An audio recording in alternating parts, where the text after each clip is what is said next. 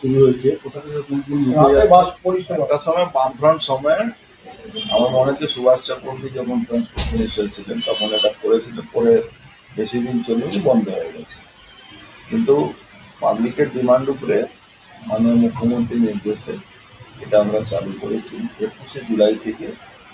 Main সরকারি hospital আছে সেখানে স্টেশন থেকে, আর ধরুন প্রমিনেন্ট জায়গা ধরুন ব্যারাকপুর থেকে, ওরকম বজবজ থেকে, এরকম হাওড়াতে বাসগুলো চালু হয়েছে।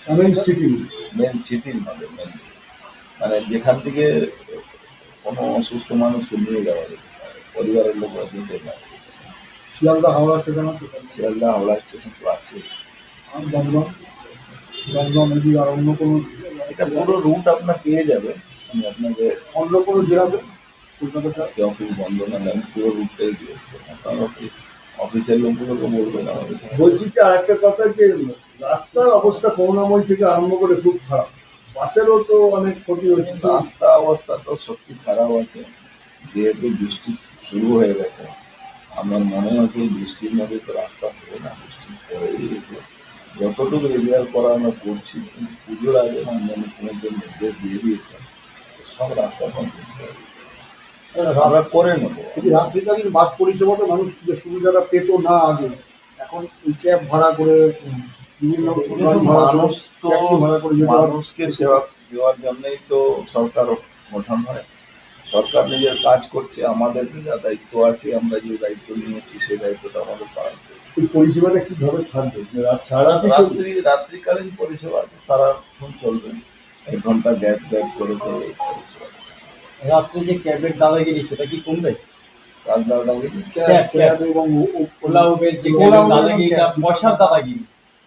ক্যাব ওলা উবের উপরে একটা আমরা খুব শীঘ্রই বন্ধন আছে কি একটা অ্যাপ আনছি, যে অ্যাপটা সাধারণ মানুষকে যদি জোর করে কোনো এক্সট্রা পয়সা নিতে চায়, তো যদি শুধু ওখানে নিজের নম্বর দিয়ে একটা থাকবে, অপশন থাকবে, ওখানে ক্লিক করতে ফোন নম্বরে আশেপাশে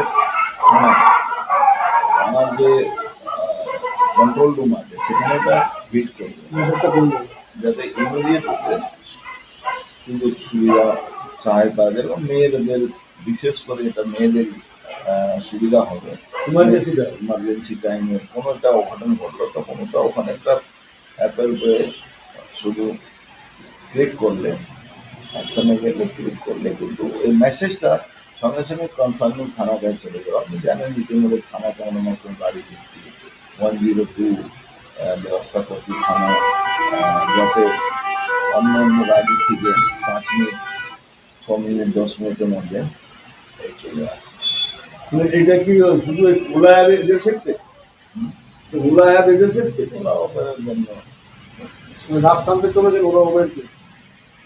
দেখো, ইলিগালি কিছু করতে দেওয়া যাবে না, সুরক্ষা দিতে হবে আমাদের, নো কম্প্রোমাইজ।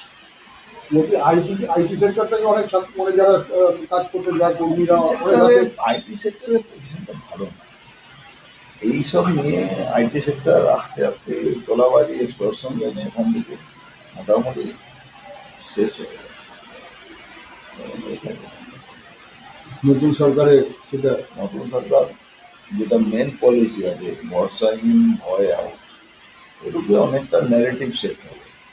আমরা যেরকম ল্যান্ড পলিসি নিয়ে আসছি, আমরা যেরকম ইন্ডাস্ট্রি ইনভেস্টমেন্ট পলিসি নতুন নিয়ে আসছি, আমরা কিছু নেগেটিভও রেখেছি, মানে কোন ইন্ডাস্ট্রি যখন আসবে সেখানে